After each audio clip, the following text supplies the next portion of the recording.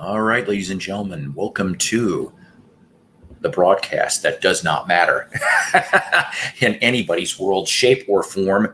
It is your favorite Psycho Splatters. I know it's been almost 3 weeks, 3 weeks since I've been on here from the living room slash, as you can tell, doors to the washer dryer. Oh boy, such no green screens here, kids. No green screens.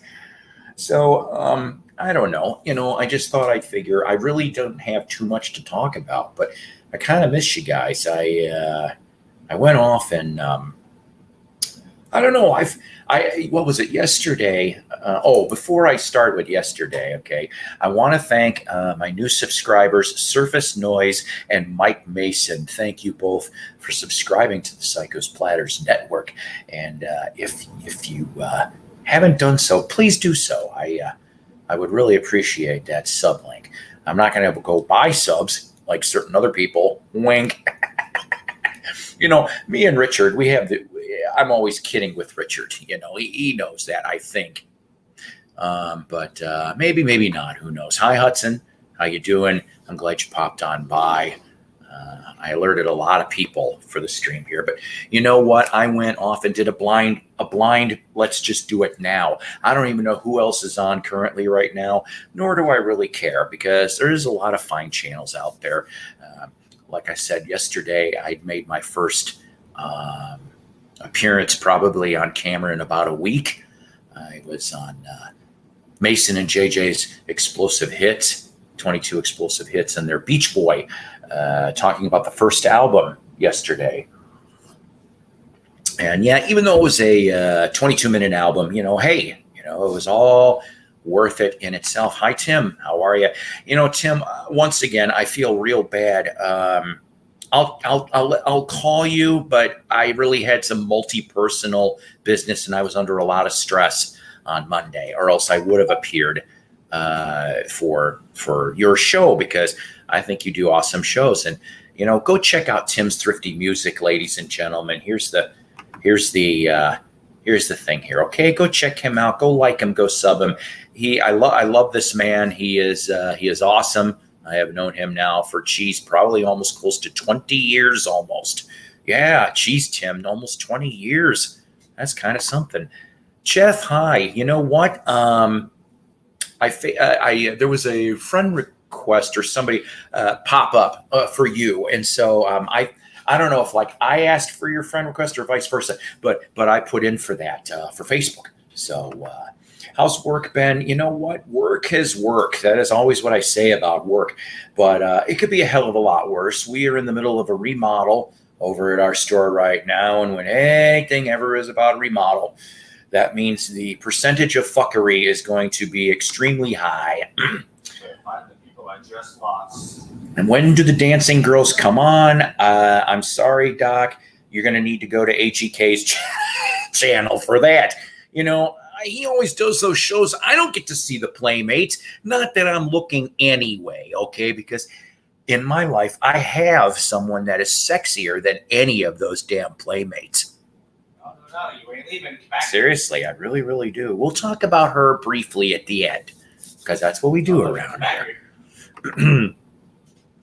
Thank you, Jeff. Seriously, like I said, I really just did not have a lot of things on the format. Up front. I'm up front. I'm a cashier. I have been for almost 7 years now, but I'm hoping to transfer to a different department because I'm kind of getting tired of that position. Yo, Doc, says AZ Mick. Hello, AZ Mick. So the thing is that I just thought I'd get on here. Do you mind if I kind of talk about a couple side topics? I will put an invite on here if anybody cares to come on in a little bit. You guys know how this works. I yap for about the first 15 to 20 minutes, and then I just let anybody come on, okay? I do have a couple things to show, but I want to talk about some things. Now, okay, apply for... Oh, Doc, that brings me to a story from the 90s when I worked for for Levi Factory Outlet, and I was the fitting room supervisor most times. Ow! We would get busloads of Europeans. Yeah, that was the 90s. I don't miss it, though. Oh, okay. Awesome. So, firstly, okay, and I'm not going to lie, I do not know the man. I really don't. I might have skimmed on one or two of his videos, but please, ladies and gentlemen, continue prayers of healing for Eric Weinbender. Okay, I saw that car crash. The car. Oh my God!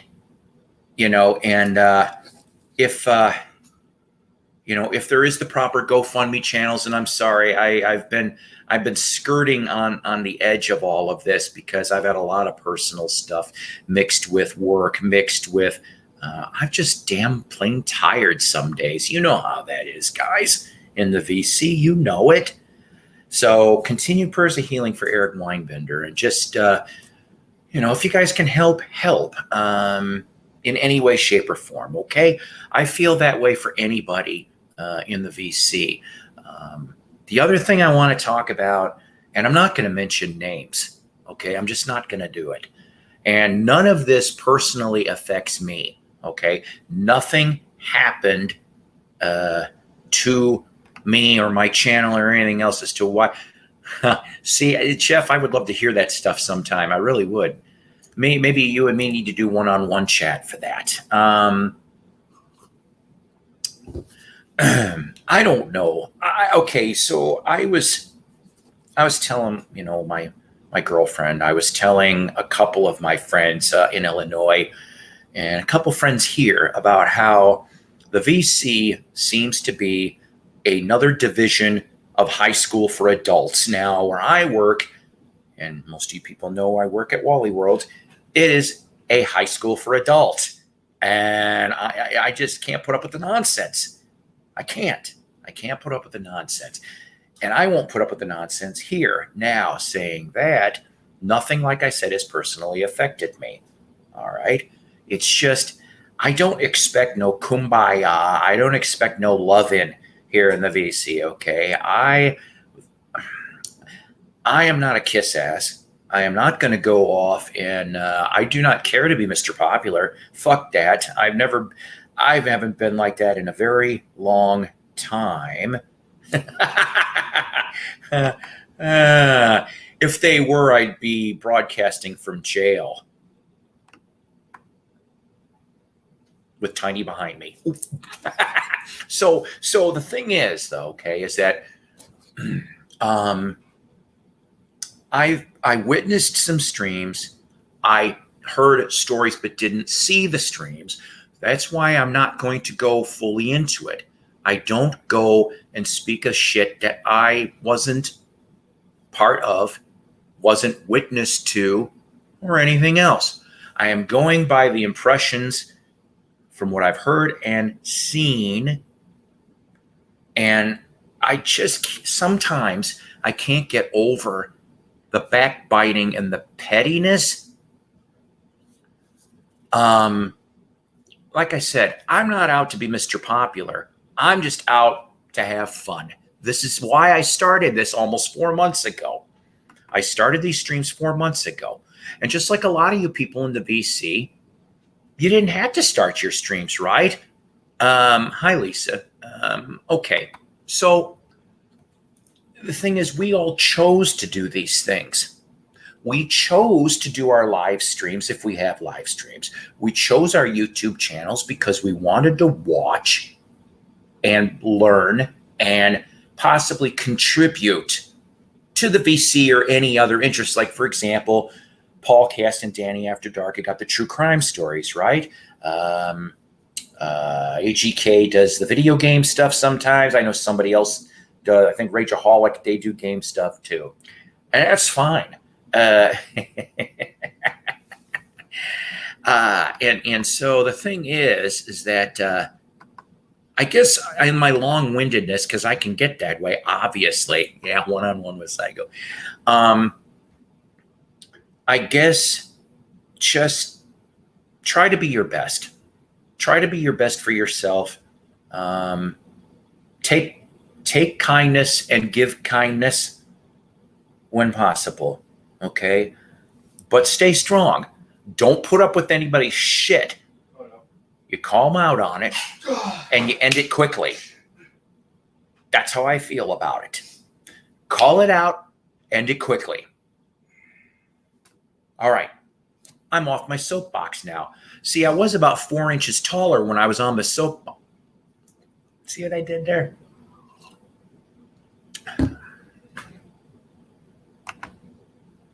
Right. Now, oh, that's my son playing the game. You're playing a game, right, son? Because somebody went off and said, Lisa said that she hears the background of "Oh Go." Are you saying "Oh Go"? I don't know. What? Are you playing a game? No. Oh, what are you doing? Waiting. He's waiting. Oh God! Yes, you must be saying "Oh God" about something because she heard you. Anywho, I don't get it. So excuse me. No, I don't have the whatever, but you know what? And it happens every damn summer. I get this stupid slight cough, and it takes a couple weeks to go away. No, I don't have it. I'm not going to explain why I know that. I'm just saying. How tall is Psycho when he's off his soapbox? 5'11 and a half. Thanks for asking, Doc. Paul, I will say this with the respect of everyone around, and there are two people around that need to grow up a bit. Jeff, that might be fair, and that might be one of the most fairest statements that I've honestly heard. Seriously, Jeff. You know what, Jeff? You know, you're a great guy. I'm glad we got to. And you know what? Like I said, I'm glad you're happy in your situation because I'm really starting to be on my side of the fence, and I love it. I just love it very much.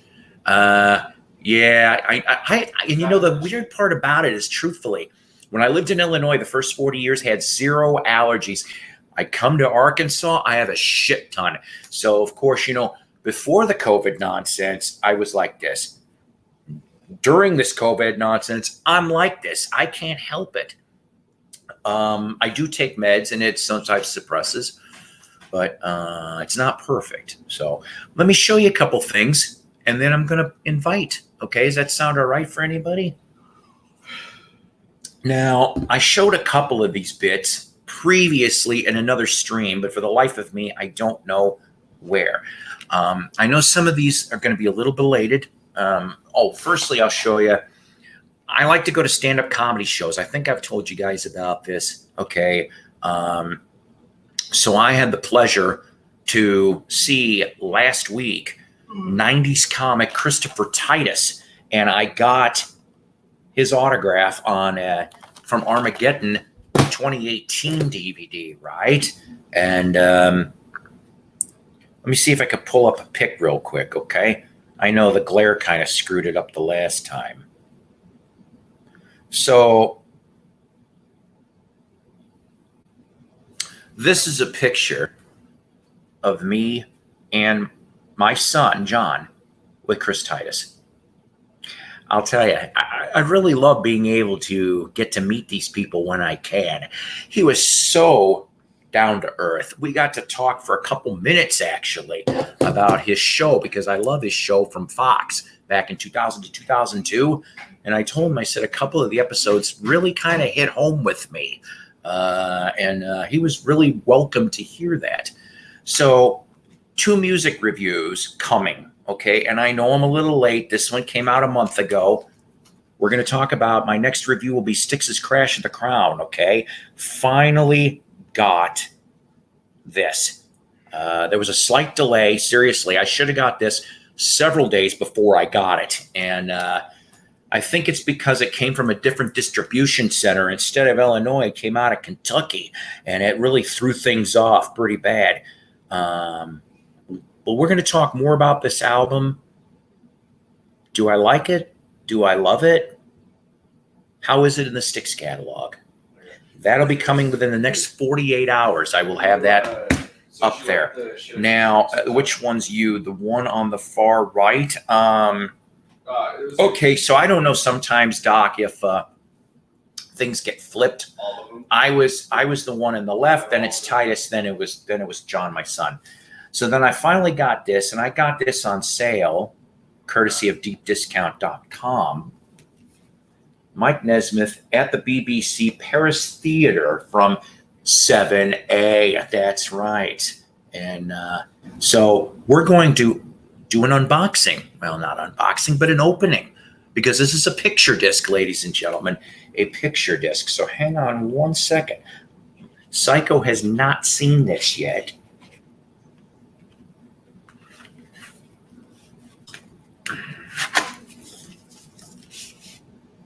Hey, wait a minute. It's not a picture disc. What the hell? I feel stupid. I could have sworn this came in a picture disc. Oh, but I like this. Hang on a minute. Oh, how about that? How about that? Nice translucent orange vinyl from 7A. Yes, yes, yes. I cannot wait to listen to this, to tell you the truth. I know it's only 6 tracks. Of course, it also shows, this is a little older, but it shows all the other stuff in the catalog here. And I suggest, if you're a Monkees fan or a solo Monkees fan, to get all of these. Any 7A release would be really, really cool. Oh, here's one that I don't even know about. Dennis King. Theme from Dick Turpin. I don't know what that is, but it's a 45, a red vinyl 45. What the heck is that? I don't know. Yeah, thanks. Like I said, I can't wait to listen to this. And the other thing that Mike Nesmith did bring up, okay, is there will be more archival stuff coming out, studio and live, from Nez, and I am looking forward to it. Also, I will say truthfully, if you have not got, seriously, people, hang on a minute. If you did not get that Mickey Dolenz Sings Nesmith, go get it. You are not going to be disappointed by it. But go grab this. Like I said, I got this at 20% off. That was not bad. Through deepdiscount.com. And the CD for the Dolenz Sings Nesmith is also back in stock at deepdiscount.com. I sound like a commercial, don't I? But, they're usually my go-to, okay? Let's see. What else was like? Rest in peace, Robbie Steinhardt. I don't know if any of you guys, I didn't see anybody touch on it in the BC. But earlier in the week, the violin player for Kansas, Robbie Steinhardt, who was on those original albums from the first one in 1974 to Vinyl Confessions in 1982, and then he came back in the band, I think it was 96 to 2002. So he was back on the 2000 reunion album, Somewhere from Elsewhere, which I need to get that CD. I do not have that. That was the last album with the original classic Kansas lineup. Anyways, he passed away earlier this week at age 71. I'm not gonna lie. I wish I was musically inclined. Okay, I'm not. I just appreciate music. I can write complete sets of song lyrics. Okay, but I wanted to play the violin because of Robbie Steinhardt. When I heard Dust in the Wind, that was why. And as long as and the thing is that I just didn't think that violin could work so well. I mean, sure, we had ELO, right, a couple of years before Kansas, but maybe it was just for some reason Kansas's sound was a little more earthy. Does that make any sense to anybody out there? It just seemed to be a little more down to earth, whereas ELO with its musicianship was like up in the stratosphere. Do you understand what I'm saying? I mean, and I'm talking like maybe the first album or two was really earthy, and then of course you get Dust in the Wind, Point of No Return, Hold On, People of the South Wind, lots of good stuff, lots of real good stuff. And it's just sad, that when you have a complete classic lineup unit, and whenever the first member of any band goes, and it's just like you're never going to recreate that complete sound again. And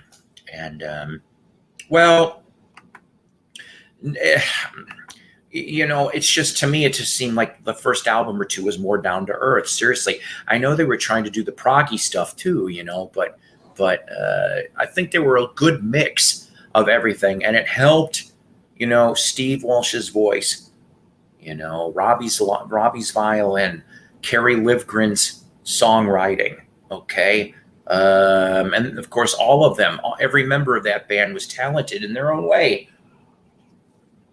So rest in peace to Robbie Steinhardt on that. All right, ladies and gentlemen, I know I yapped for almost 22 minutes. I'm half ashamed of myself, really. Half. But the thing is, if you look. All right.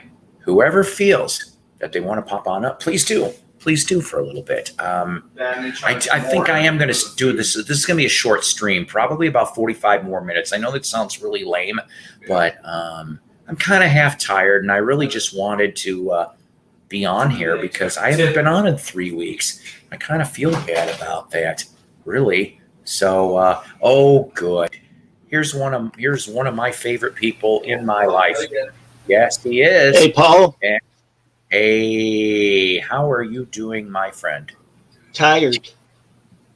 I don't blame you. Here comes another person. We're cat sitting my daughter's cat.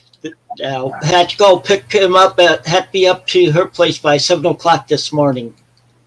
Okay. Oh wow! Oh, here comes another one. Boy, we're gonna have Choco Full, and I like this. Good Foursquare. I like it. All right, let it be. Let it be. Hey. Hello, Tim Jeff Doc. Yes. Well, I was going to say with your where's the echo I'm coming hearing from? an echo. Yes. It's not me. I don't think it's me. Okay, it's not me. I don't have my YouTube on, just StreamYard. I just closed out my YouTube. Yeah, mine's off.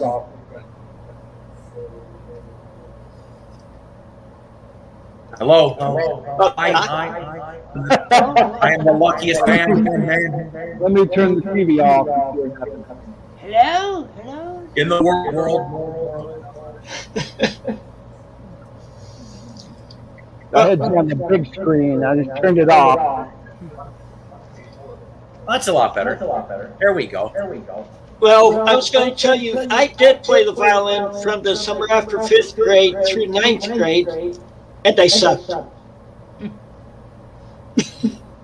I'm still hearing echo. Yeah. You sucked. For you. Oh, boy.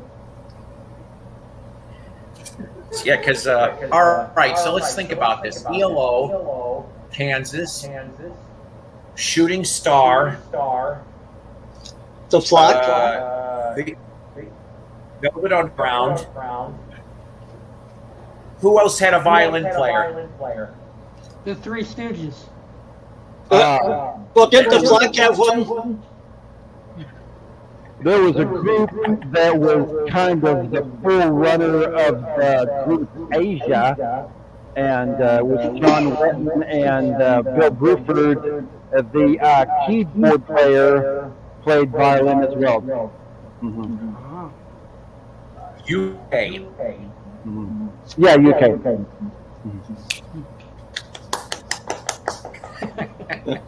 And who I had- like UK. oh, Jefferson Starship I don't know. Mm. had that Mhm. one. Yeah, for a while. I'm still hearing an echo, guys. I'm sorry. I don't know where it's from. The second album, I'm told, and I can't It's gone. remember. Oh, Okay. yay! Okay, so Hey, I heard remember though that that there thing. was a fight What's between become from Doc? John Wetton and Eddie Jobson. That's what I thought I heard about the second record, and that's how Jobson got kicked out of UK. They came back That's what I on. heard. I don't know. Yeah. But they did a reunion album later on. You know. Oh, I didn't know that. Mm-hmm. Yeah, the two of them. He's driving me. Said the pirate with the steering wheel out of his pants. Mm-hmm. Oops, wrong way. Doc, down there. All right, at the count. From his that's Hey, at the count of three, point to your right. Okay. 1, 2, 3.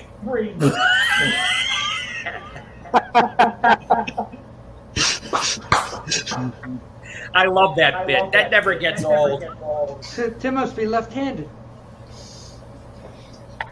No, I'm both just that in the military we were told left first.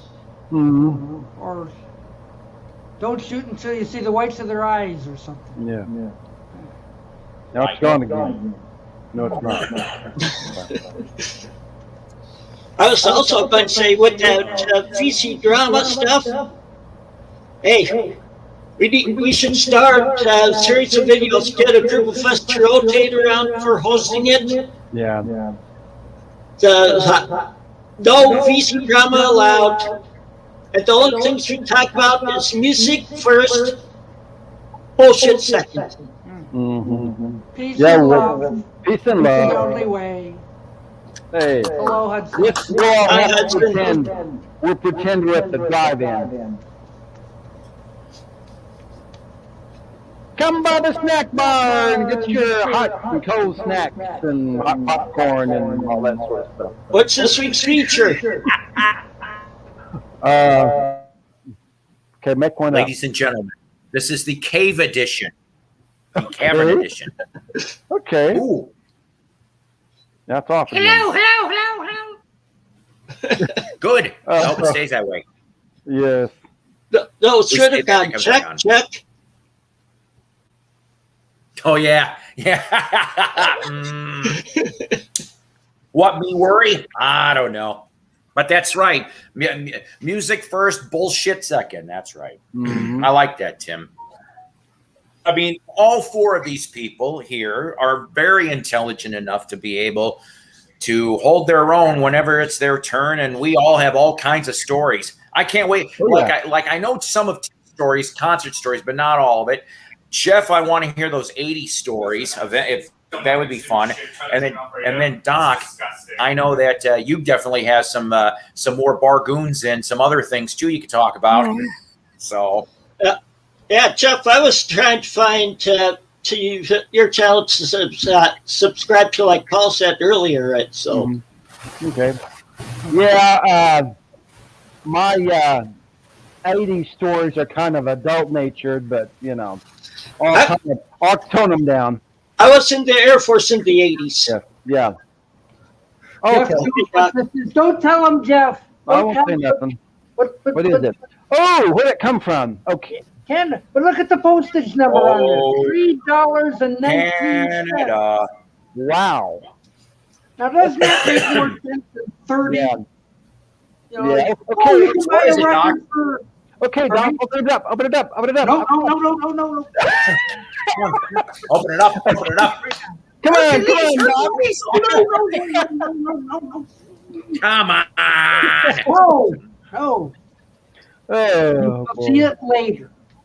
Because Okay. I need Okay. more content. So All right. So, I mean, like that's all I got. So like that would be a 30-second video. So no. Oh, okay. Well, I was going to say I can show all the stuff I showed in my show from this past Monday. Don't know if many of you've seen that without my barboons, as Doc calls them. Because he's, first of all, we're VCLT from the former YouTuber Heavy Metal. Mhm. Well, hang on. Let me make you big. Hang on a second. Ooh, First get one. more coffee. The association. Association. Ooh. Yeah. On the moon. It was self-titled. Mm-hmm. And another association. Okay. And along comes Now, the which association. Which version is that? There's two versions of that one. This is on Valiant. Okay. Actually, I apologize. It's the first album. You said you have the first album. Let me see the first album, and the front cover will show it. Oh, no, that's not it. I thought you had the first Valiant one. Never mind, but I like that album, too. Yeah. There's a band that doesn't get enough recognition, seriously. Mhm. On the vocal harmonies, they're perfect. The next one from him. Bill Ah. Walsh. Live. Yes. Ah, Love You show. can't argue with the sick mind. Of And course, that we're is full of so them true. around here. Mm. What that Mason Okay. looked like. Oh, Mason There loved you that. go. That is a And really then good next- beat. Next one, I get one JJ would like. Okay. Oh, yeah. Oh, Yeah, wow. I like that one. please, I haven't Mr. seen that Custer forever. and all those. I have not seen that in forever. And here's a Christian one by a country singer, Dottie West. Oh, okay. Okay. Secret Ballads. And of course, a group I know Paul likes. He knows I like them too. Yeah. Oh, yes. Mm-hmm. Mom always liked you best. Yeah, I have that album too. hmm The Oak Ridge Boys Seasons. This is one of their 80s albums, like 86 it's from. hmm Okay. It seems rich in this guy with the sentence he looks in here. Oh, Ray Stevens? Yeah, Yeah. no beer. Yeah. What? And no then Peter I like Pan? Ray. And then another one JJ would like. Ooh, Another Yeah. one. Sing along. But not only one, but two. holy cow. Do honky dog. Mhm. And one of them even has a booklet with it. Hmm. Huh. I didn't even know they had one. Neither did I until I found that. Krista Berg, Mhm. Ah. the getaway. And it's it's a promo. A new Christy Minstrels one I didn't have until now. Mhm. Huh. Never saw that one.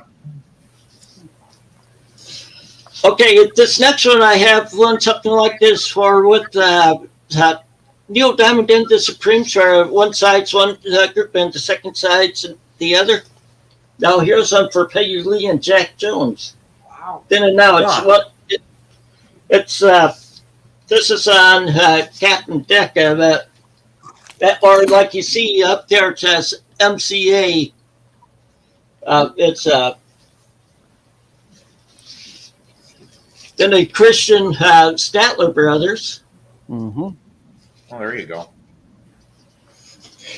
Another Christian one of this one, Roy Acuff. And Sergio Mendes in Brazil 66. Look around. Nice. And those records are all, other than those four that I got as VCLT, all the others were 89 cents a piece. Yay. That's some You can't bargain. get more thrifty than that. Okay.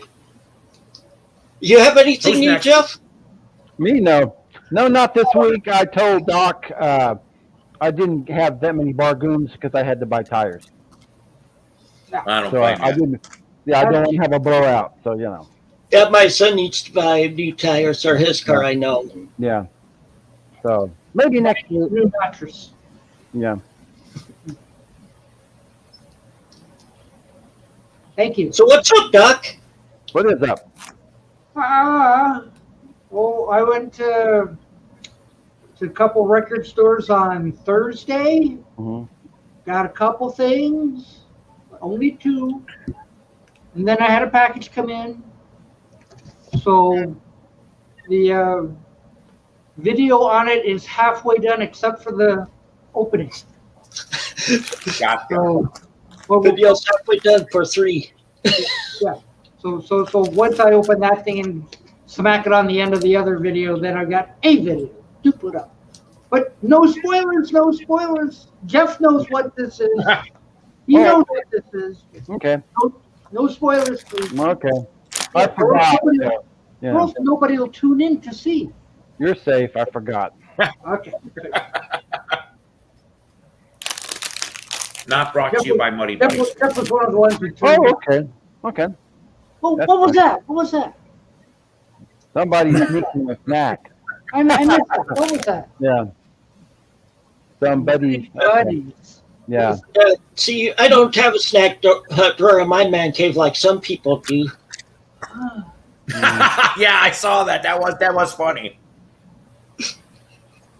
Just like I'll In have to case go of shop. World War III, there's the snack drawer. Yeah. The only thing I have here are like some Starlight mints. Oh, yeah. Well, there you go. I got a bunch of Werthers. That's what I got. I love those things. Oh, Mhm. those- I have some Dr. Pepper in the corner because I'm supposed to have a Dr. Pepper every day. Doctor's orders. Mm-hmm. Oh, okay. Don't look at me. Mike, I've been gone for a couple of weeks. I had to take care of some things. So, hey, Trucker, how are ya? Yes. So, I was watching a really cool video. This has nothing to do with vinyl, but bear with me. There's a very cool channel called Company Man. Company Man, that's the name of the channel. And he is I want to say this guy's probably in his late 20s, early 30s. And he examines the history of brands, of companies, of the rise and fall and rise again, or if there wasn't a rise again, just the rise and fall of whatever company it was. And he got done doing an interesting episode on Dr. Pepper. It is worth watching. I mean, any brand you can think of that is defunct or still going, chances are he's done a video on it, and they're about 10 to 12 minutes long. They're not ridiculous. They're bite-sized, and it's pretty fascinating, especially in the history of Dr. Pepper. Like I said, I saw it a couple days ago. So, Company Man, that's a good channel to check out. Okay. Do they still sell knee-high soda? You know, orange and grape and strawberry? God, Are they gone? man, But knee-high. they might have them at Cracker Barrel. Okay. Because, you know, when you go to the Cracker Barrel in this store area, they have a wall full of different bottles of pop. Yeah. My son picked up. Yes, sir. My son picked up some Sprickers. The other thing from Menards. Sprickers is a pop craft pop made up in Wisconsin. And with me being just south of the state lines, It's like, you know what? Yeah, but,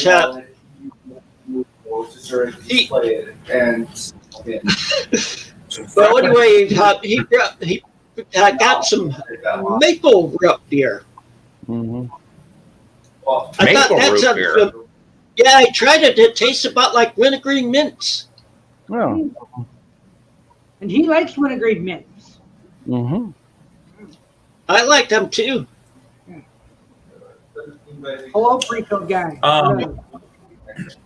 Now I know everybody lives in different parts here, so I know when I bring up like favorite foods when you were growing up, or hell, even just from 10 years ago. Tim knows a little bit of what I. And we're not talking about fast food though this time. I'm talking about. I try to go to the store, and some of the stores have the stuff, some don't. Even though I haven't drank a soda in about let's see here, almost 3 weeks. Almost 3 weeks. I've tried. I know it's so hard. Oh, it's so hard. That's what she said. It's so hard. So, but I keep going with the coffee and coffee, water, and the flavored water that extra crap. Because you have to look at that shit. So, I mean, I like the Propel. I'll drink that. Sometimes I'll drink the Nestle, whatever. But it doesn't have any extra shit in it. I like. So, but if I was going to have a pop, Green River, which is incredibly hard to find now, lime phosphate soda. You'll have to stock up on it the next time you're up this way. Yeah. Great with a scoop of vanilla ice cream. Oh my God, it's so good. So that's one thing. And then we have a potato chip company out of Illinois. I think it's only Illinois, Indiana, Wisconsin. Jay's. Is it all salty? Jay's. Well, the open pit barbecue ridge chips. That's what I'm telling you. It's so good. They're so good. At first I thought you were talking about those salties. Excuse me? At first I thought you were talking about those salties which are made here in Rockford. Illinois. What's made in Rockford? Old Salty's had potato chips. They're a kettle cooked chip. Oh yeah. Oh, I love those two. But yeah, I mean, it's a. Yeah. That's correct. Also the home of Cheap Trick. And truthfully, when. Go ahead. Yes. No, go on. No, I was just going to tell you, if you're going to try to kind of watch your weight and diet like I do, my son and I go grocery shopping on Monday, and we go to the Aldi's grocery store. I don't know if they have them in Arkansas, but it's Aldi's. And at Aldi's, they have a drink that I started drinking called Fitness drinks. And they have like cranberry, they have lemonade, they have several, and it's 15 calories a glass. It tastes a lot like soda, so you might consider it. Yeah, I've had that in the past. Go to Aldi's. They remodeled recently. My wife and I've been going to Aldi for years. It doesn't help. Yeah. Well, I really enjoy those drinks, so it's a lot better. My son looks and says, "Oh, okay, quit buying this stuff." He's trying to help me watch my weight and everything. Well, Paul, I remember one of your videos I saw. You were talking about a place that I have been going to since I was a kid. Casey's. Yeah. You were talking about the it's out donuts. of Iowa. Yeah. I was talking about the donuts at Casey's. Oh yeah, because I ended up getting a free donut and it tasted like crap. It was brand new. Yeah, it was free. You'd think free food would taste, but not in this case. Not in this case. Well, today my wife picked me up a donut at By the Dozen Bakery. It's a Long John with Bavarian cream in it. Didn't last too long after she gave it to me. I bet it didn't.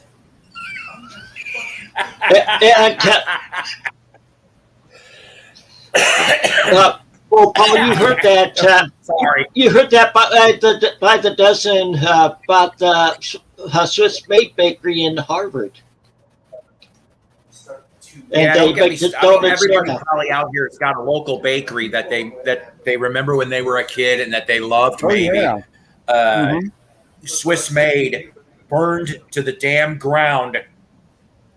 Not even 2 weeks before I got back up to Illinois because I was going to bring back, and I think it was insurance. That's what a lot of people thought, and I'm like, but yeah, there was 2 locations. The one shut down just as COVID was starting, They shuttered it anyway because they wanted to retire after 50 years. They kept the other location open, and like I said, it went up in smoke. Mm-hmm. Sad. I mean, we're talking like they were around 60 plus. That's how long they were around. Yeah. That's a lot of Texas toast. Mm-hmm. That's right. And it was a place that made their donuts from scratch. It's not out that he's getting these frozen stuff in where they heat up and put frosting on them. Mm-hmm. Yep. I used to take my kids for those the big ass smiley cookies. Those were always good. They love those. Yeah. Made them Mhm. fresh every day. Look at this. We're all talking about. But when they got understood what the prices were, they wanted the most expensive stuff. Mm-hmm. They don't have it. I mean, that's the thing, though. I mean, unless they're old generation, like 2-3 generation run things, there's nothing really there. It's either all upscale bullshit that I am not going to go. What was it? I happened to visit one place. They wanted $10 for a damn brownie. I'm like, I don't think so. There better be some pot in that damn brownie. If I'm gonna spend $10. Mm-hmm. Which reminds me of no, we're not going back to that story in 1986. No, we will not. I couldn't smell any of that at the Cheap Trick concert though on the 4th. I didn't smell anybody lighting up. Well, that's because the fireworks were probably all covering it up. That's why. No, the fireworks didn't start till after the concert. Oh. And Well, could you imagine if the firework crew was all stoned? That would not be pretty. Yeah. Everywhere. Yeah. One Well, whizzes past Rick. What the hell? Mm-hmm. sort of like I was on Deadwax 66's stream for a while earlier tonight, and I told him that how'd that go? It was going good. I've just wanted to check on some other stuff. That's why I left his stream. Mm-hmm. But I was told him that it was legalized here in Illinois just before COVID hit, Mm-hmm. and then when COVID hit, it was considered to be a essential business, so they got to stay open Mm-hmm. without the other business closed, and they still had long lines waiting to get in during all through COVID. Mm-hmm. Here comes my shitty impression, all related to this. Okay. Wonderful, wonderful. Ladies and gentlemen, we're going to do a new song called One Choke Over the Line. No. I've seen that on YouTube, and I still crack up at that. It's like, they got one over you, Lawrence. They got one over you. Mm-hmm.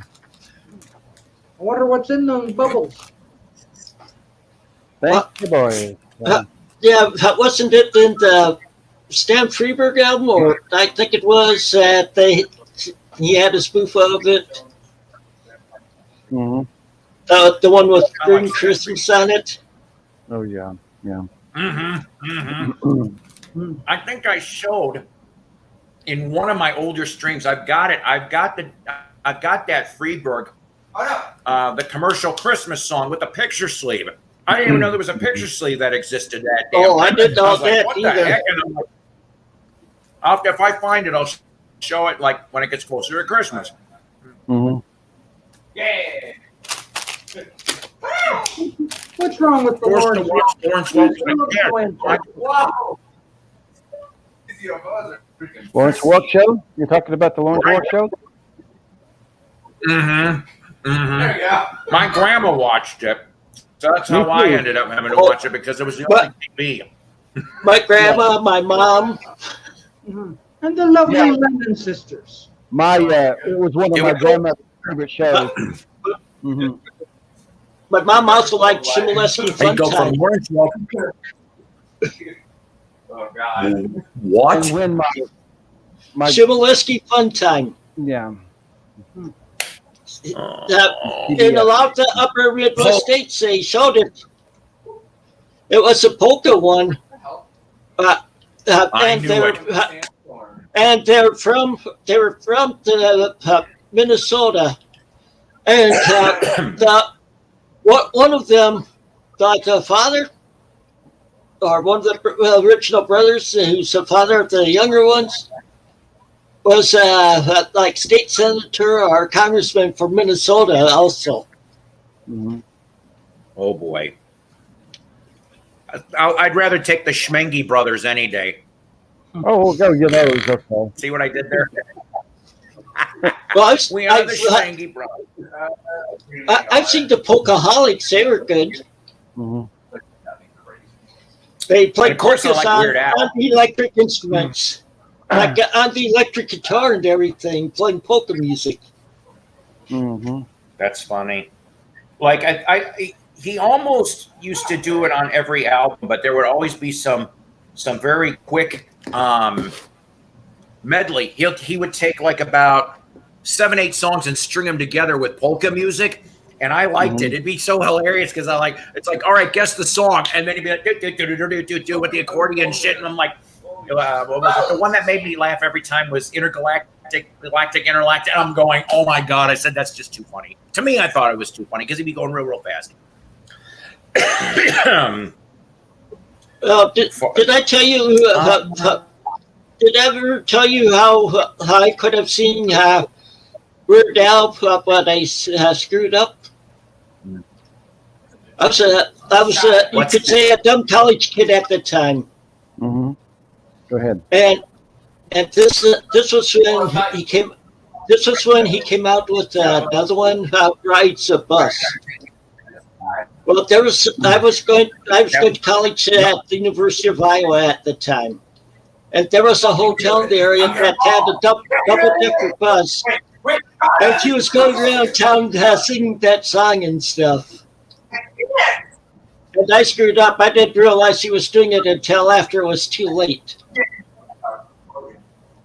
That's too funny. What is all that hollering The about? first thing I think I heard from him. It's my son getting involved in some type of game. Sounds like my son. My son does the same stuff. My son does too. My son is over at his apartment This is doing that. Well, my this is half my fault. That's okay. my son would be. My son would be in the next room, but he's out on a call. He's a tire technician for Pops Tires. He works on semi tires, Oh. and he's out on a call. Mhm. That is not an easy job. But boy, does he have muscles now. I saw that since I seen him last. I remember when he was kind of just, I don't want to say stringy, but not anymore. That tire shut. Jeez. Mhm. And he's been doing that stuff for over 6 years now. Yeah. I like those Yankovic polka medleys. Yep. Or Weird Al. Yeah. Well, I like the one that he does about Nirvana.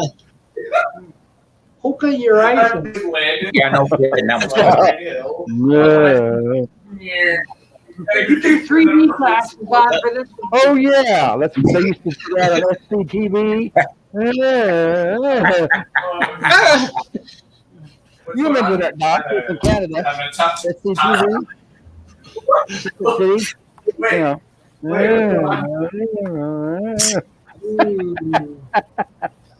Oh, I saw a little bit of Svengoolie tonight, Paul. People getting on and wonder why. Black Cat with Boris Karloff and Bela Lugosi. Yeah. But what I Classic. mainly Classic. but what I mainly saw was when he was interviewing the Incredible Hulk, Oh, okay. the one that would play the Hulk in the Marvel okay. movies, No. Bruce Banner. Mhm.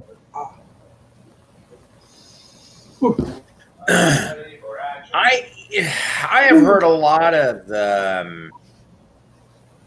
not so nice things about Lou. The last one, which I am led to believe is still under investigation, and this was before Stan Lee passed away, so this was a couple of years back.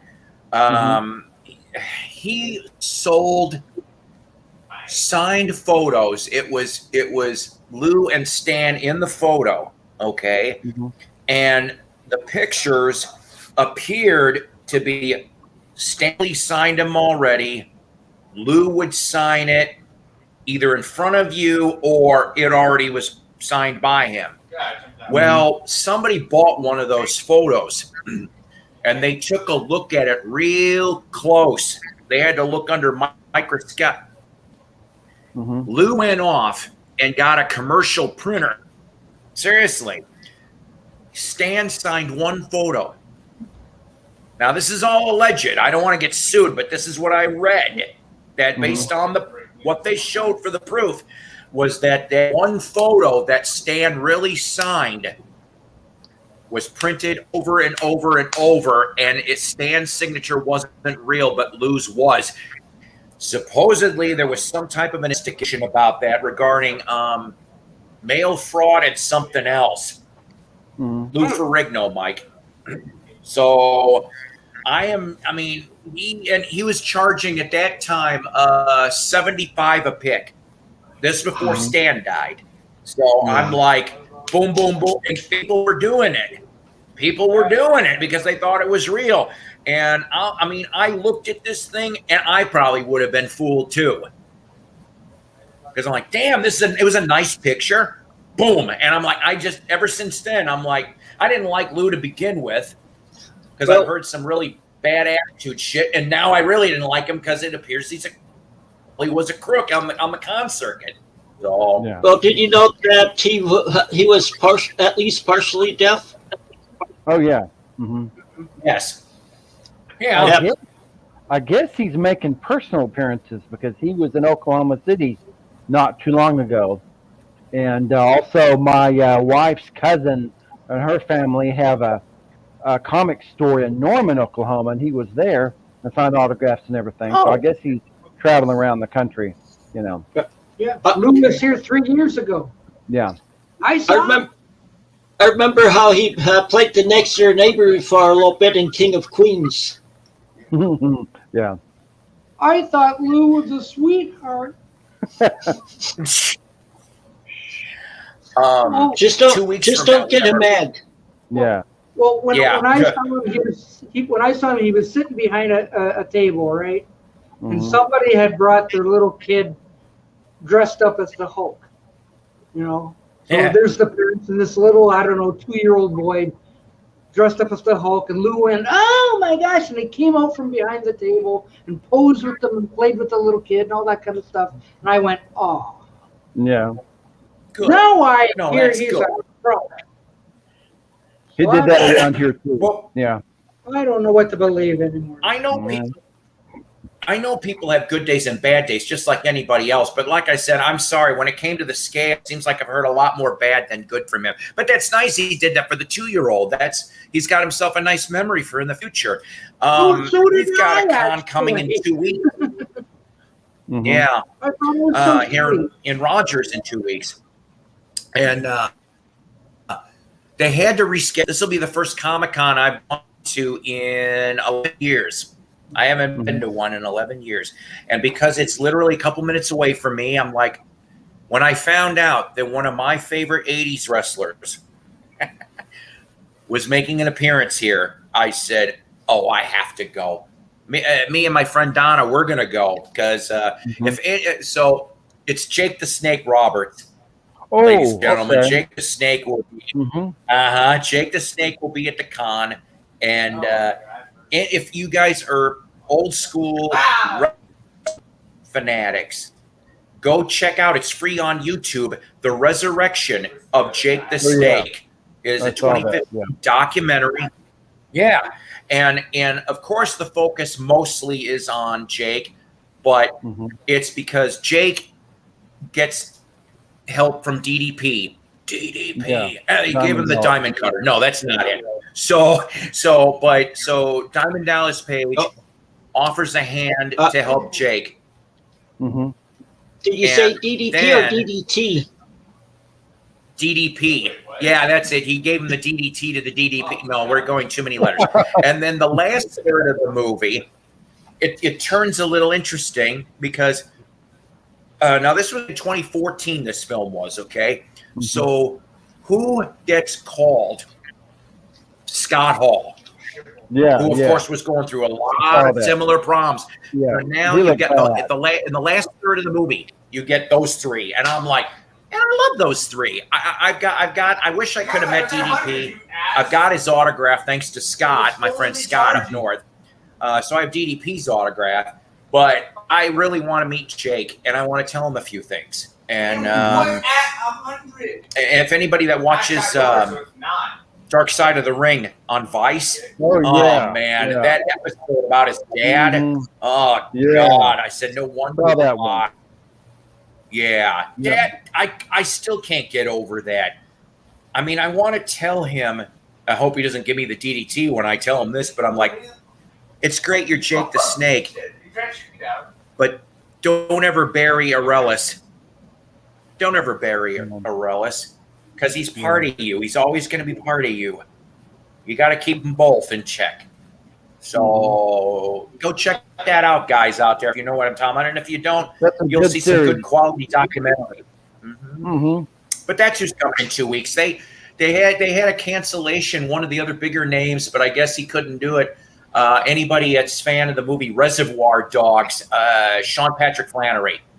He was only up on the poster for a week, and then they had to yank it, I guess, because he had some other commitment. So, but yeah, so Jake's the only one, and I figure there's a lot of voiceover people there. Anybody that's into Sons of Anarchy, there's going to be Opie's going to be there from Sons of Anarchy. Not Opie Cunningham, not Opie Taylor, but Opie from Sons of Anarchy. And I'm trying to remember who from the Star Wars universe. We got somebody there, and like the dude that does the voice of Super Mario. Yeah, the voice. It's a bee. Yeah, it's gonna be here. I think that's amusing, to tell you the truth. Power Rangers. We got a couple Power Rangers. My kids were into that show, and So you go there. You go there if the pink one is there, huh? Mm-hmm. What's that? Is the pink one of them there, or the Pink Ranger? Yeah. Oh, I'm like, I thought you said the big one. The big one, yes. Well, Mhm. true story. The second Red Ranger graduated from my high school, but he was like about a couple of years later in McKinney, Illinois. Yeah, he graduated from there. I thought that was funny. Dang it, I don't have it on me. I'll have to save it for the next podcast, or excuse me, live stream. I did find an interesting record that I want to talk about, like I said, in the next stream, and it has to do with from where I'm from, and the celebrity and other famous people attached to this school for boys from the 1930s to the 50s. I found a record from that school.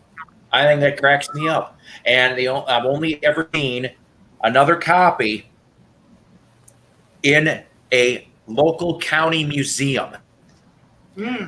I saw it here in town, screwed to a wall. And I'm like, I faked it. I'm like, that is a very cool looking record. Can I have that one off the wall? Now, I knew about this weeks ago, but I was trying to figure out how to get this thing. Which And county museum is everyone it in? So it's either in, because I can't remember all this. It's either the McHenry County Historical Museum, the Woodstock Opera House, or the Woodstock Public Library. I can't remember which, but I saw it in one of those three. And because it's from Woodstock, I mean, I'm going to show it anyway, but let me tell you who came out of this famous school for all you film people out there.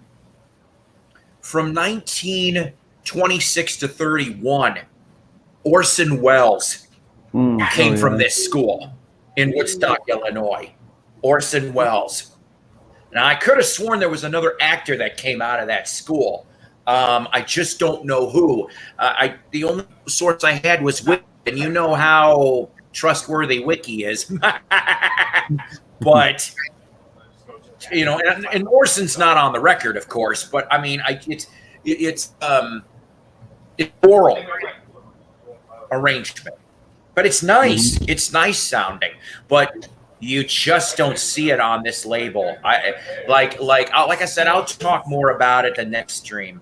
But it was neat to find for $2. I got it for $2.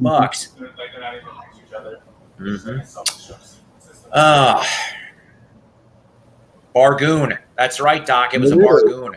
That is. Forgot, Jeff, that you live close to Oklahoma City. You know, not this year, but I'm hoping to actually head out in that direction next year. I'm hoping once my lady love comes down here for good, and it'll be like her, me, the kiddo, gonna go to Oklahoma City and go see the Thunder play. Oh, okay. Yeah. Okay. They'll have a lot of fun. I thought it was going to Dairy Queen. Oh, you're going to have him bring you some back? That's what I heard. What was that? What are you talking about? about? To Dairy Queen.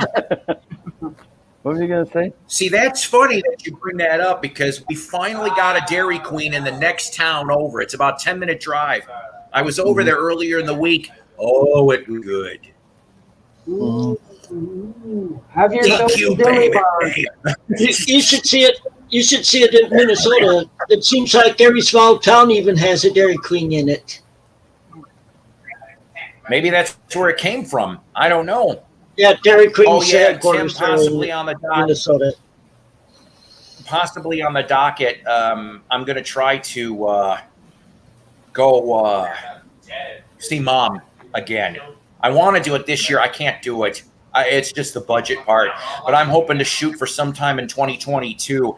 But I would like to bring her with me. Hang on, I gotta show this for a second. Bless you. Thank you.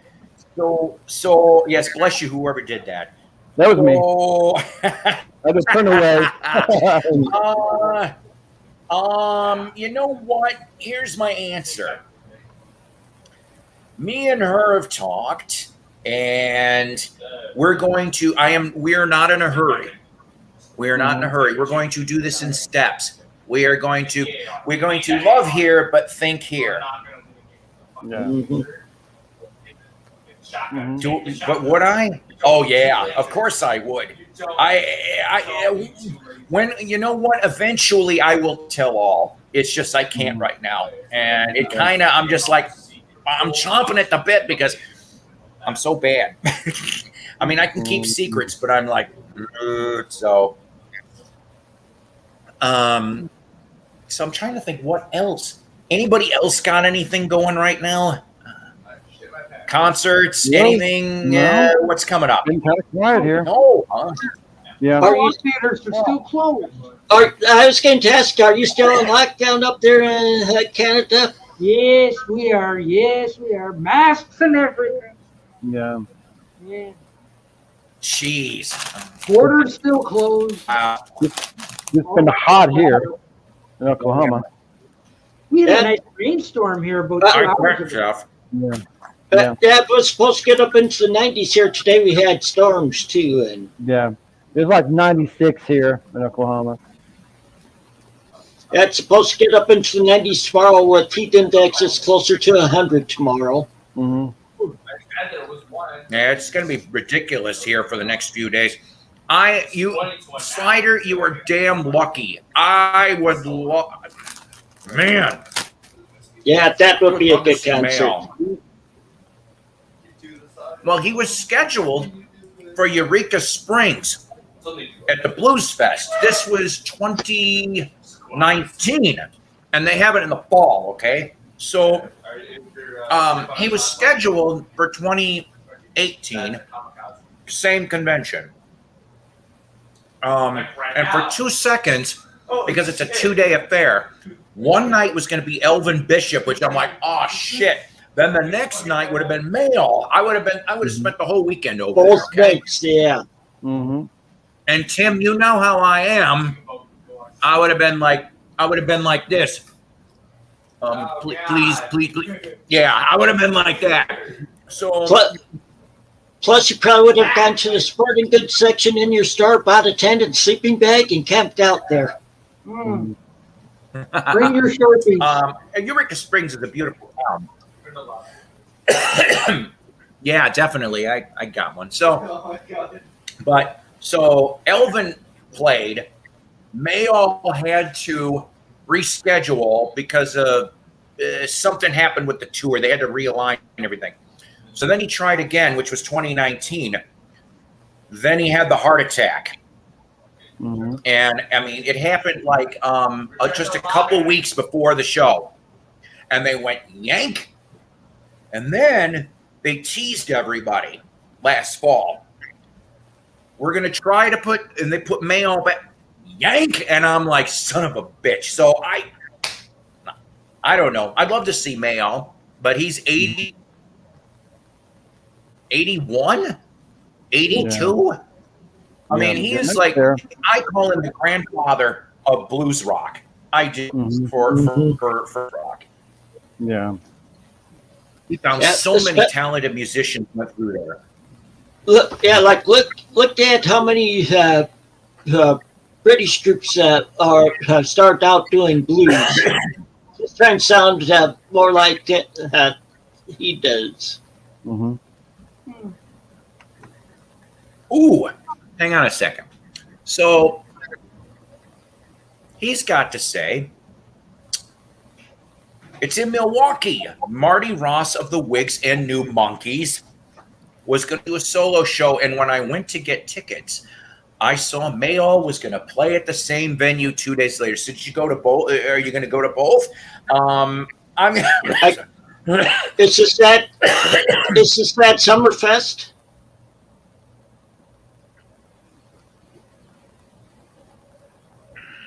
Oh, Ross had to postpone his show. Mayall is 87, Mike says. Born in 1933. Wow. Holy cow. Damn, I did not know he was that old. Yeah. He's still going. I love it. So me just like dad. Mm-hmm. Yeah. Let's see, born in the same month as my dad. Oh, geez. Ever since they went and killed the Frank Marino tour, the consolation prize, I think it's in late September, early October. Robin Trower is coming to play Springfield in Missouri, unless they cancel that one. But I'm like, I'd love to see Trower. Oh, yeah. Because he's no spring chicken either. Yeah. Mm-hmm. I would have loved to have seen him in the 70s. I'll tell you that right now. Or the stuff with Jack Bruce. That would have been something. Yeah. Just like would have loved to see Frank Marino in the 70s. Mm-hmm. Yeah, no kidding. I feel bad for him. I mean, he's not mentioning what the medical condition is. But I don't know. I mean, it's just so bad. I mean, that it's so bad that it doesn't look like he's ever going to be able to even record again. And I'm like, holy crap. I'm like, I mean, I'm no doctor. I don't know what that could be. But he went off and he's like, there's a DVD set, I guess, and it's technically the last gig. Good thing it got filmed live at the Agora Ballroom in Cleveland. And I think it's in Blu-ray even, and that might be the last thing there is. I'm just like, and unless he's got some stuff in the vault, which I bet you he does. I bet you he's got stuff, whatever he can release, because I don't know who owns the Mahogany Rush stuff, because that was well, let's see, that was 20th Century and Columbia Records. So Sony maybe has the Merino stuff, but I don't know who's got the 20th Century stuff. I like that stuff better anyway, those first couple albums. I mean, I'm not knocking the Columbia.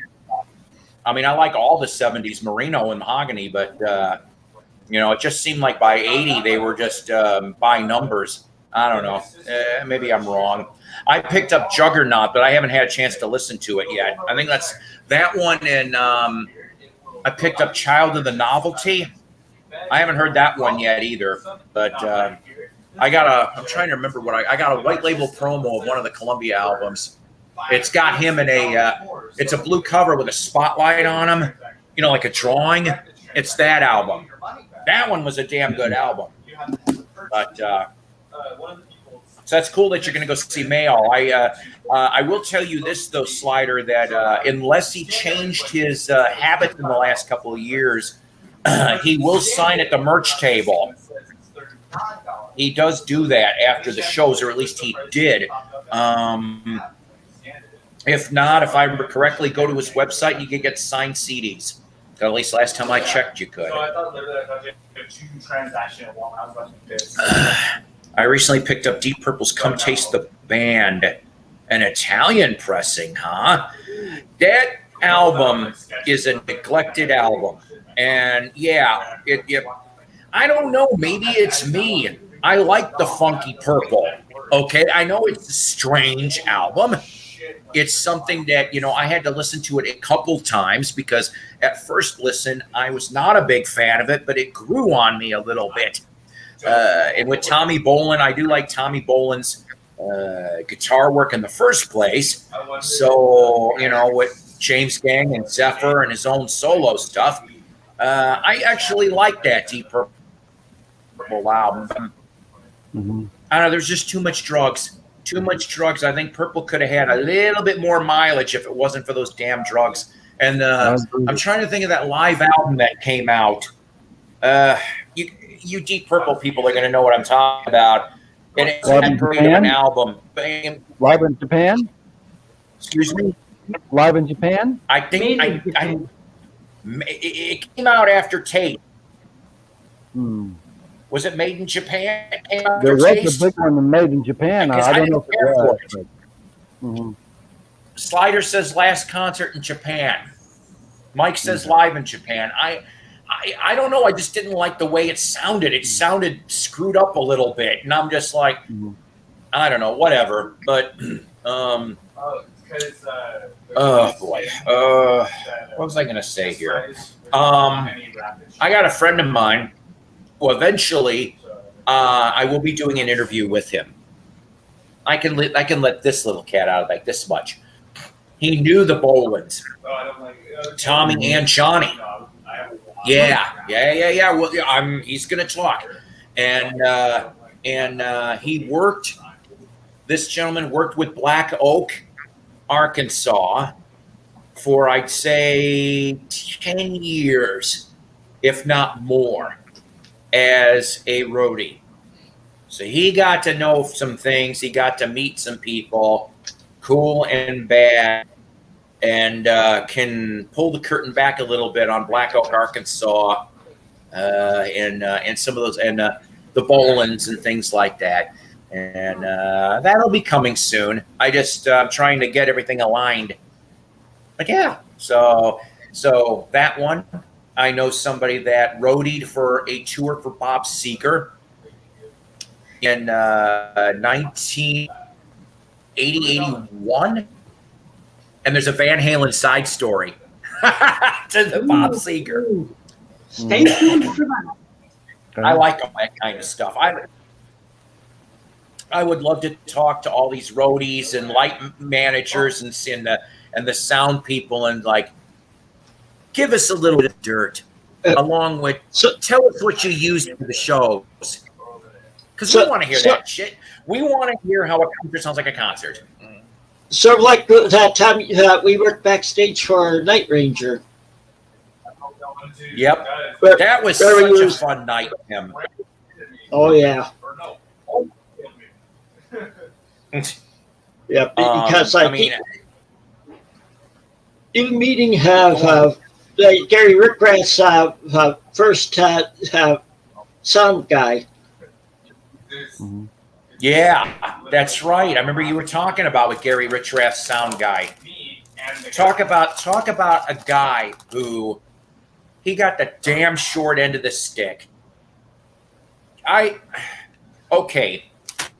I don't know how any of you guys feel about REO now, but you know that '70s stuff, even the stuff with Michael Murphy, okay, which wasn't that popular in the catalog. You Get Riding the Storm Out was Michael Murphy, okay, not Cronin. When Cronin Because came that back, was the studio. The hit for Riding the Storm Out was a live version with Cronin. and the thing is that Richrath was the damn soul of the band. And it's like once he got, I don't know all the details, but obviously it was looked like, and this is once again, it's like Cronin was the hit maker. He was making the money for the damn band. Very few of Gary's stuff. In fact, I think the last song that he was involved in that I liked off of Wheels Are Turning, I Don't Want to Know. I love that damn song. Yeah. I'd rather hear that than anything else off that album because it rocks. It's like that's what I'm used to. That's why High Infidelity was such a damn. I mean, you either love or hate that album, but the thing is, it was a really damn good album from the Boys of Champagne for band. I love Gary's playing of Golden Country. Yes, and yeah, there's another prime example, and it's like Gary Richrath gets shoved to the damn side. Who does he get replaced with? A guy, the guitarist from Player. I'm like, come on, seriously? So now you're going from this harder edge guitar to Baby Come Back, and I'm not knocking Player. It's just don't go and do that. And I remember, and I'd love to find this damn thing. Gary did a solo album, Tim. It was called Richrath. That's what he called his band. I'd love to find that damn thing and see if it's any good. Yeah, And I would too. He did a short solo tour, very short, in fact. And the only reason why I found out about this was like mid '90s. It was right around the time REO was doing "Building the Bridge," that album from '96. So I know it was around that time frame. So Richrath was doing a solo gig in Villa Park, Illinois, at a sports complex. And I remember this because I'm like, oh, I may have to go to Villa Park and stay there for a few days because Richrath was going to be there. And then a day or two later, ECW wrestling. So I would have been like a pig in shit, for all of this stuff. And, so, but I'd love to hear that record. It's just like, I'm going to go back. So I'm not boring anybody. I'm going to go back for a minute. Speaking of another really good guitar player from Chicagoland, okay? I am on a Strange Sticks group that is about John Kurlowski. So those first 5 albums of I did Styx. join that group. So the Wooden Nickel stuff and Equinox. Mhm. And then he would leave last minute. And I have heard other tapes that have come out now, not Styx related, but I was just like, from what I'm hearing from different points of view, Dennis DeYoung and John JC couldn't deal with her anymore. And I guess it got to the point that JC just about made a musical fuck you to Dennis. And if it's one thing that I've read in multiple sources, Dennis was a control freak, even since the beginning. Mhm. And you're only going to, I think I talked about this in somebody else's stream, you're only going to go so. When you think that, oh, this is going to be great, we're going to do a concept album and a tour about the moral majority trying to put labels on music and kill rock and roll, and we're going to do a 20-minute play before the fucking concert live in front of everybody. Yeah. And I'm like, this isn't rock theater, okay? It's like, and no wonder why Styx broke up. They didn't want to put up with the shit. I'm surprised the album got done, from what I'm told, and I'm glad it did, because I like Mr. Roboto. I don't know how you people out there feel about Mr. Roboto. It's just another song that actually would be cool. I saw them on that tour. The second time I saw them was on that tour. That's right. It was in your stream we talked about this, Tim. And you said that you got to see the little show before. Was it right? Yeah. It was weird seeing Jay where he had how they changed him so it looked like he had short hair. That's as bad as Rick Wakeman. That's another music, in case nobody got that one. But that and the P.U. Pinchloaf involving the multiple toilets flushing at once. We won't discuss that. That was a very show in Potsdam, and it's recorded on video for future consideration. Well, you talk about the multiple toilets made me think of an old Andy Griffith movie. No Time for Sergeants. Which, oh God, that one is a good movie. I'm not gonna lie. That might be the first one I saw. Now, the one I haven't seen yet, Face in the Crowd? Is that the one where he's like the egotistical singer? I'm not sure about that. I think that's what it's called. And he turns into this like kind of evil Andy Griffith, and I want to see it. I just want to see him do it because I'm so used to him being nice. Then I'm like, oh, so it's kind of at least a 90-degree turn. All right, so I know this, I'm going all over the place. So, Robin Williams. Somebody brought up Robin Williams earlier on the Peanut Gallery. Mm-hmm. For many, many years, we put up at the comedies, right? From Mork, stand-up, all right? But when he did what I call the Dark Trilogy, it showed he could act. And I was like, holy crap. So, Death Smoochie, crummy movie, but it's dark. Insomnia, dark. 1 hour photo, very dark.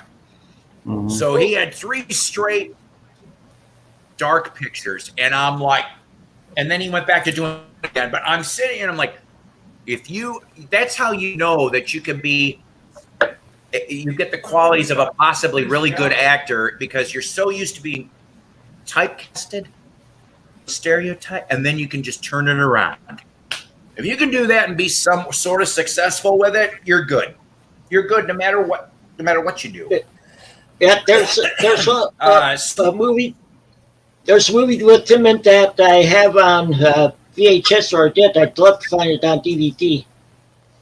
The World According to Garp. My God, the last time I saw Garp, HBO used to play the shit out of that movie in the early 80s. That's where I first saw it. Yeah. It's, I don't know. I just, and the thing is, that he ended up doing that TV show on CBS before he got murdered. The one with,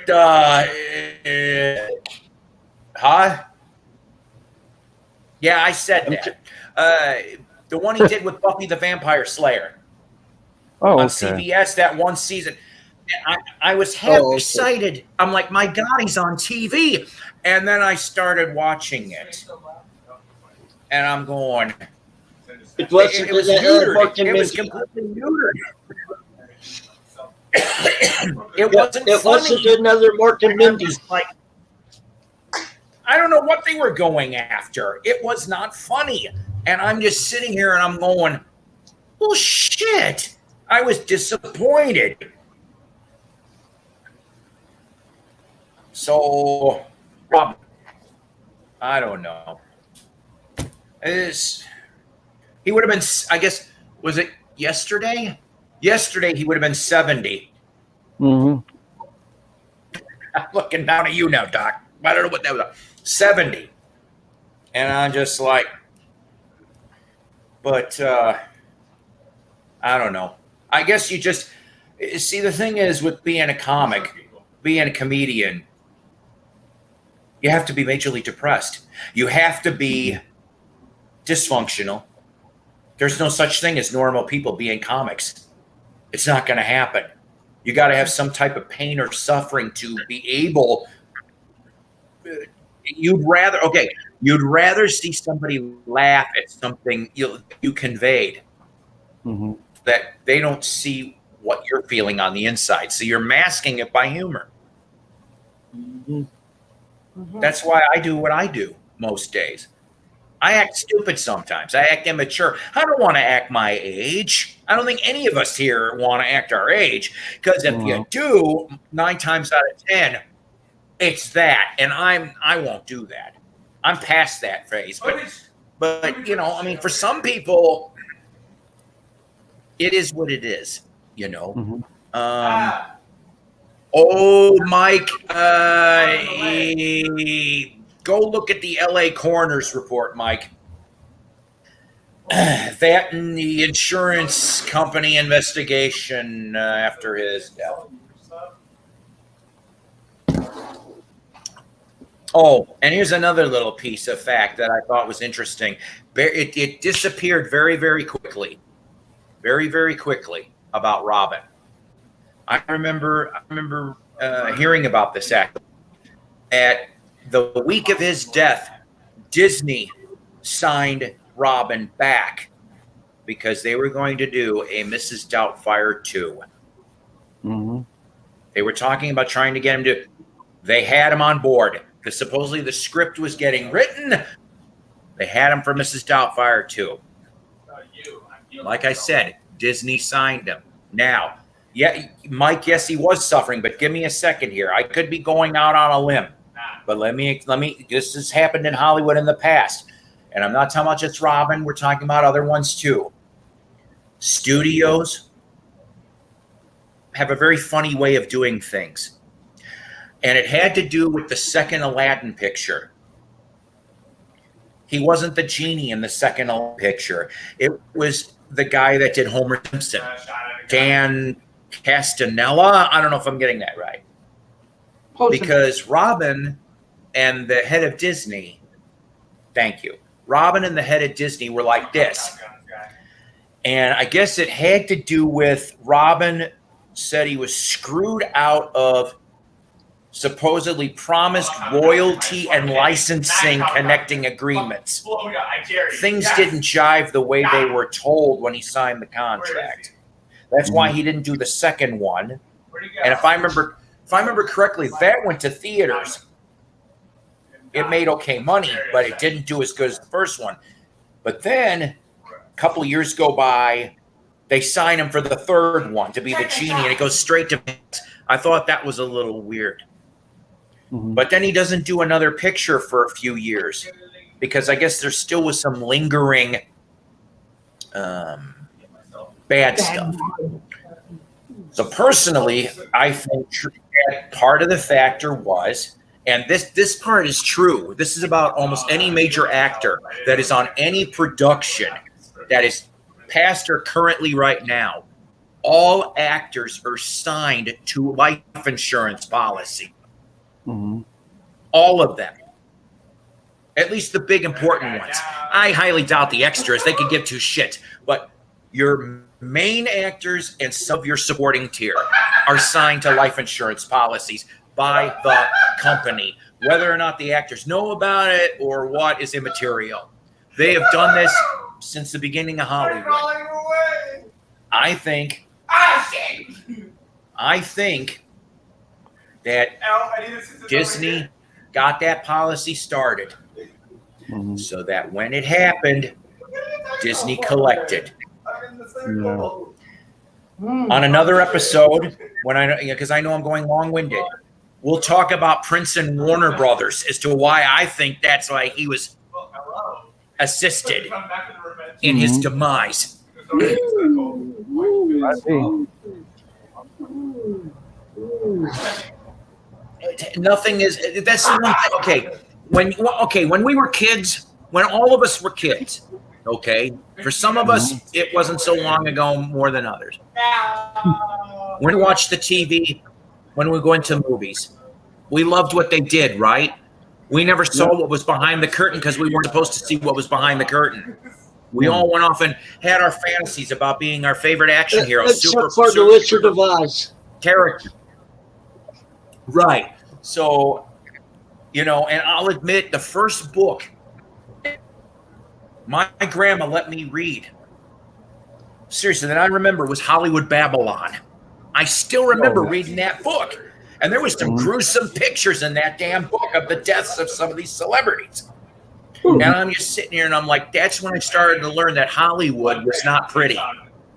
Yeah. And I kept going ever since then. And there's a second Hollywood Babylon book, and there might have been a third one for all I know too.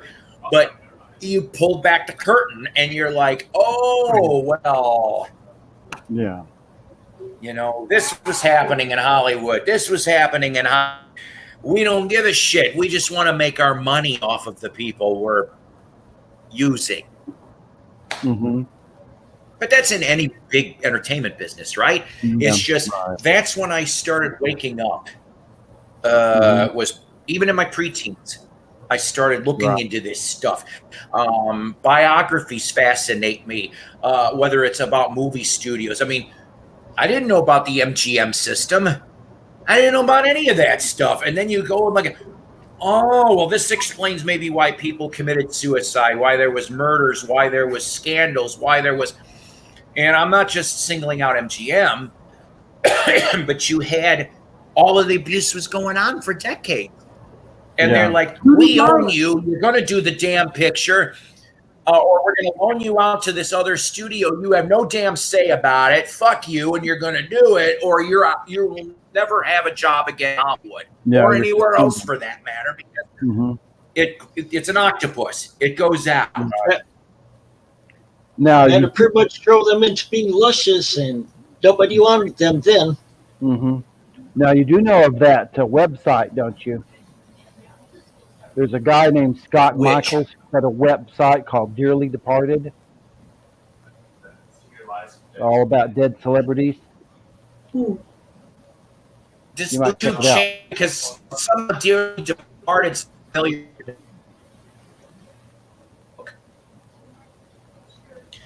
Yes, Thelma Todd's death, Mike. Yeah, I do think there was foul play. The Hollywood Babylon book was the first time I remember reading about Thelma Todd, and we're going way back. But I definitely think so. And that's good, Doc. That's good. And I didn't even know who Fatty Arbuckle was until I read that book. But I got to give you this little story. So I'm in high school. I'm probably like a smart ass freshman, sophomore. So this is early 80s.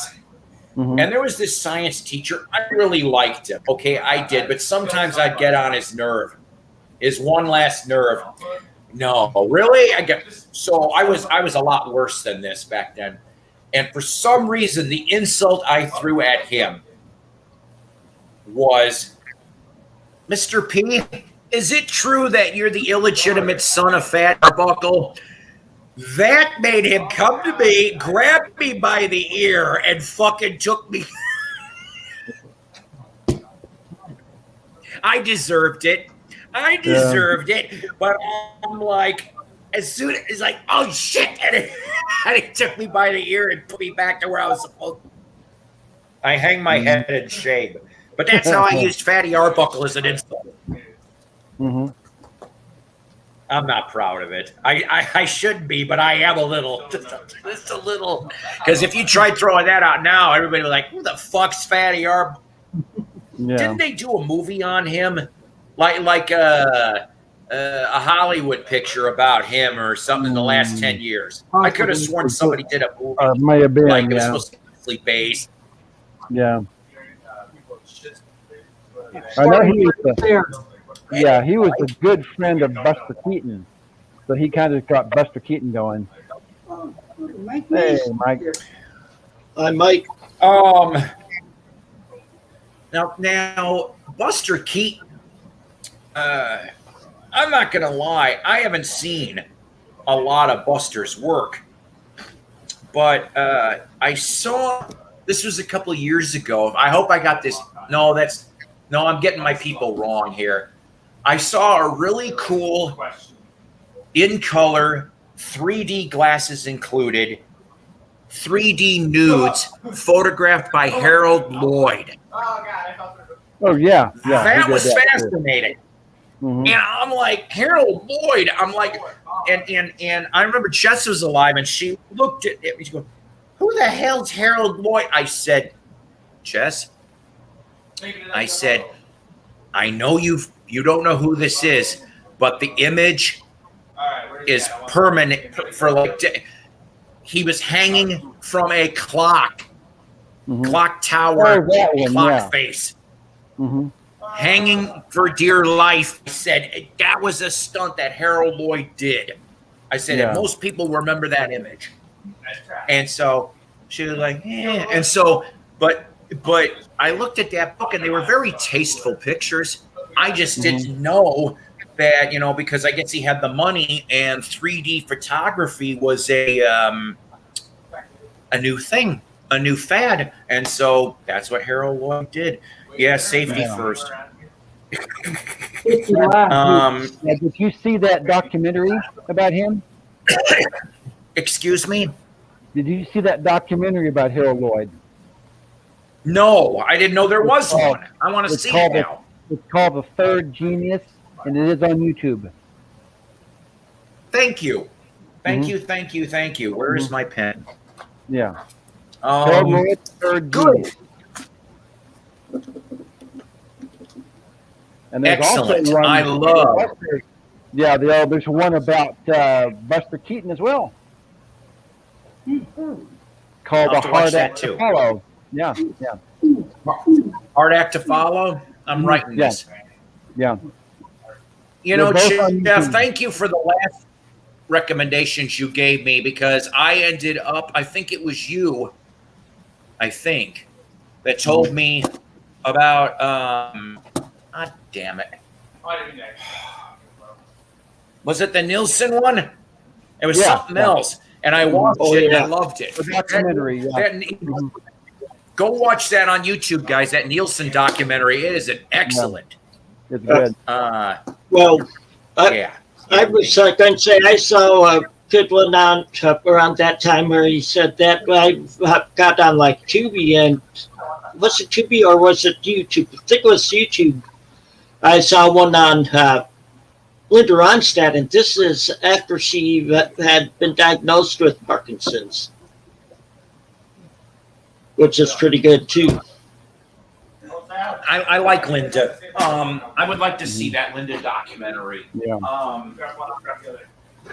The thing is, I'll give Linda her due. I liked her 70s stuff, of course, and Yeah. I know that. Okay, so I know Doug's not in the room anymore. I don't think, but I came across, and it's never been on DVD, but I came across a VH copy of FM, the movie FM. Oh yeah. And I have it. Linda, yeah, Linda. I love that movie. I don't know why the hell it's not on DVD. It deserves to be on DVD or Blu-ray.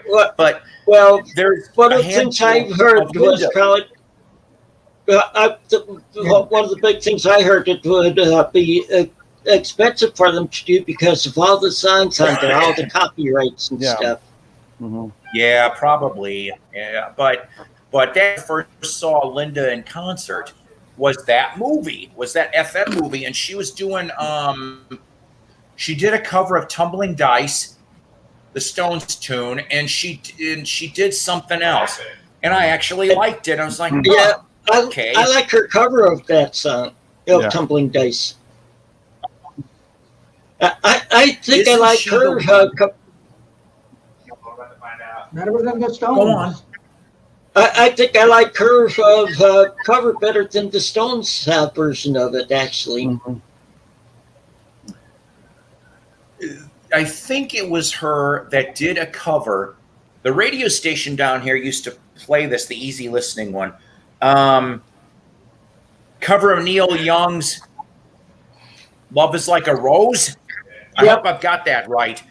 Yep, I love she that did a damn cover song, of the way that. she does it. Mhm. Yeah. Just like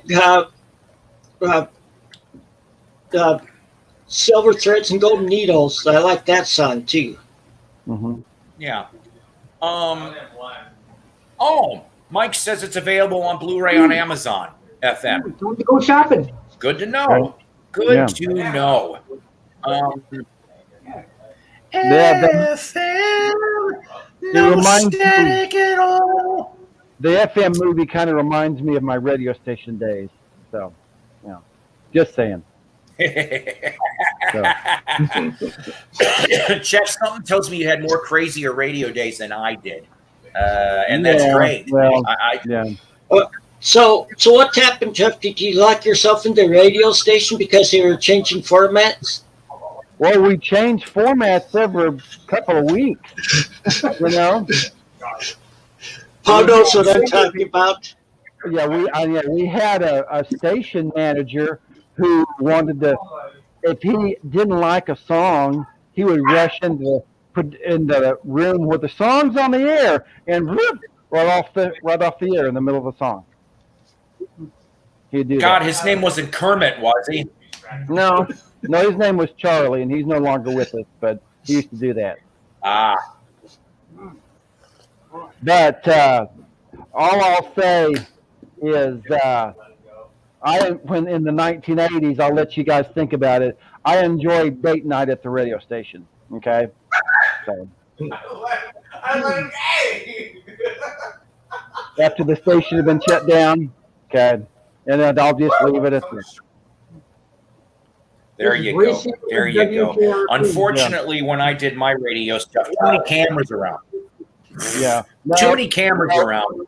early 1980s, nothing. I would go lock through Yay. that, that's it. So And here comes, and Oh, we're in man. there and having a snack, and here comes the production director. Oh, hi, what are you doing? I'm going to love you on the question. And then when I think of FM, I think of another one about radio that was released close to the same time. Yeah. American Hot Wax. Oh, yeah. In the 50s. Mm-hmm. Yeah. The old time God, I radio. haven't seen that in forever. Mhm. American Hot Wax. It was a good movie. Just like I said, I was Yeah. trying to remember. I think I saw that on HBO too in the 80s, and that's the only time I saw it. Yeah, I think so, yeah. Before I went into the Air Force, I had the soundtrack to that too. Mm-hmm. Good soundtrack. Get on. Oh man! All right, guys. I'm gonna have to get going here because I got to get up early. Mhm. But I'm glad I had you. I'm glad I had you guys on here. I'm telling you, I'm sorry it took me Thanks so for damn having- long. But It's okay. Afton Yeah. the hot road Yeah, or you some ha- shit like that. You had some of us Hokies on tonight. Yeah. It was a fun time. Fun evening. Yep. Good night, everyone. All right, so thank you. Oh, good night, everybody. See you later. Night-night. All my Bye. gallery people. And Right. before I go, of course, I love you, Goth Angel. I miss you, Goth Angel. You are the love of my life. I cannot wait for you to get your sweet ass and the rest of you home to me so that we could start our romantic love story because we deserve it. All right, guys. Take care. God bless. God. We'll Bye. be doing it soon. Maybe, Tim, are you going to do a broadcast Monday? Yes, I am. 1 p.m. shoot Central for Monday. Time. I'll try, Dim. I'll try. Okay. Thank you, guys. Okay. Take care. Yep. And I killed the guy.